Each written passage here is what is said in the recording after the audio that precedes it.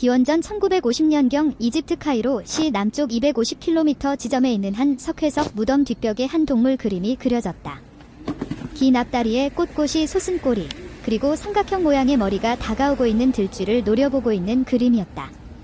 길들여진 고양이 그림이자 고대 이집트 회화 중 고양이를 취급한 최초의 작품이었다. 이후 고양이는 이집트인 회화와 조각의 중요한 소재가 됐다. 서열도 높아졌다.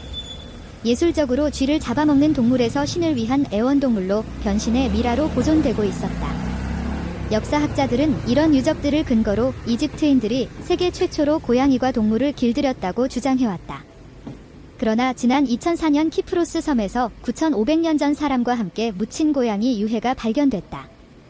이집트인 8,000년 전 애완용 고양이 키워. 이로 인해 고양이가 언제 길들여졌는지 그 연대를 놓고 논란이 있어왔다. 그리고 최근 첨단 유전자 분석 기술이 이 문제를 해결하고 있다. 19일 사이언스지에 따르면 벨기에 왕립자연과학연구소 연구진은 고대에 살았던 200여 마리의 고양이 유골들의 유전자를 분석했다. 연구 결과 고대 이집트 지역 외에 다른 지역에서 고양이를 길들이고 있었으며 지금과 같은 사랑스러운 퍼볼 모양의 애완동물로 변신케 한 사람들은 고대 이집트인이라고 밝혀졌다. 고대 이집트는 기원전 3200에서 332년까지 3000년간의 기간을 말한다. 아메리칸 대학의 고대 이집트 동물 및 고양이 미라 전문가 설리마 이크럼 교수는 집원 유전자 분석을 통해 그동안 역사학자들 간에 벌어졌던 고양이 길들이기 기원에 대한 논란이 명확히 해결됐다고 말했다. 연구를 이끈 사람은 벨기에 왕립자연과학연구소의 동물고고학자인 빈반니어 박사다. 그는 지난 2008년 나일강 서쪽 북방에 조성된 고대 묘지터에서 사구의 새끼 고양이 유골을 포함한 6구의 암수컷 고양이 유골을 발견했다. 새끼 고양이 유골이 다수 포함되어 있는데 주목한 그는 이들 유골을 수습해 유전자를 분석했고 약 6,000년 전에 매장된 유골임을 확인했다. 이는 지금으로부터 8,000년 전에 이미 이집트인들이 고양이를 애완동물로 키웠다는 사실을 말해주고 있다. 이집트인들이 매우 빠른 시기에 고양이를 길들였다는 것을 말해주고 있다.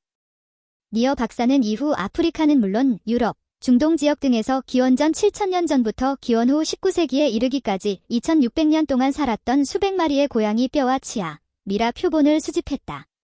그리고 20여 명으로 구성된 연구팀을 통해 에너지를 생성하는 미토콘드리아 DNA를 분석토록 했다. 엄마에게서만 물려받는 이 DNA는 세월이 지나도 거의 변화 없이 유전되기 때문에 한 생물의 기원, 조상을 찾아내는 증거로 활용되고 있다.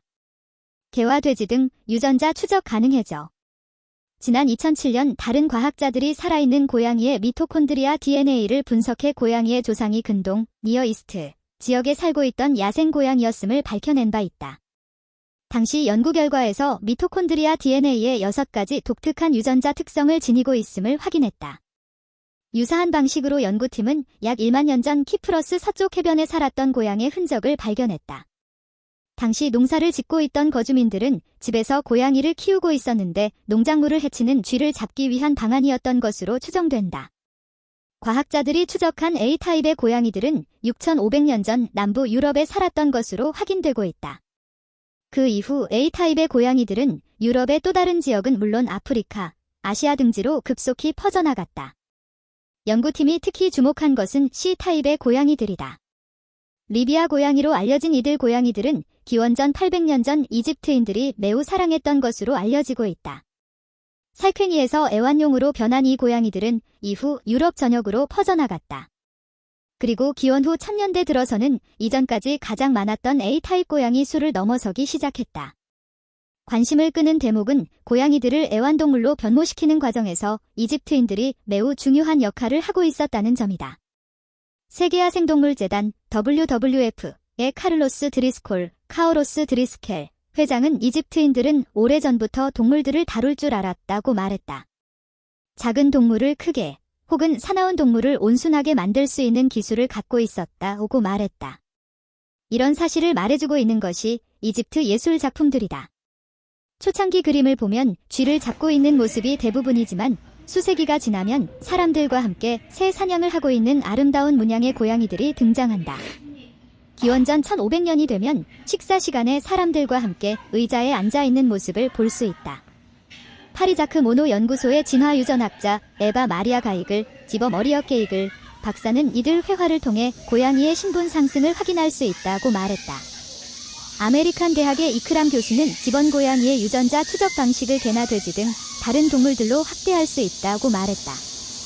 다른 동물들 역시 고양이와 같은 길들이기 역사를 지니고 있어 유전자 추적이 어렵지 않을 것으로 보고 있다. 키워드 고양이, 미라, 애완동물, 유전자 분석, 이집트, 키프로스. 저자 이강봉 객원 기자. 원문 사이언스 타임즈. 출처 https://www.sciencetimes.co.kr/물음표 p 등호 26552로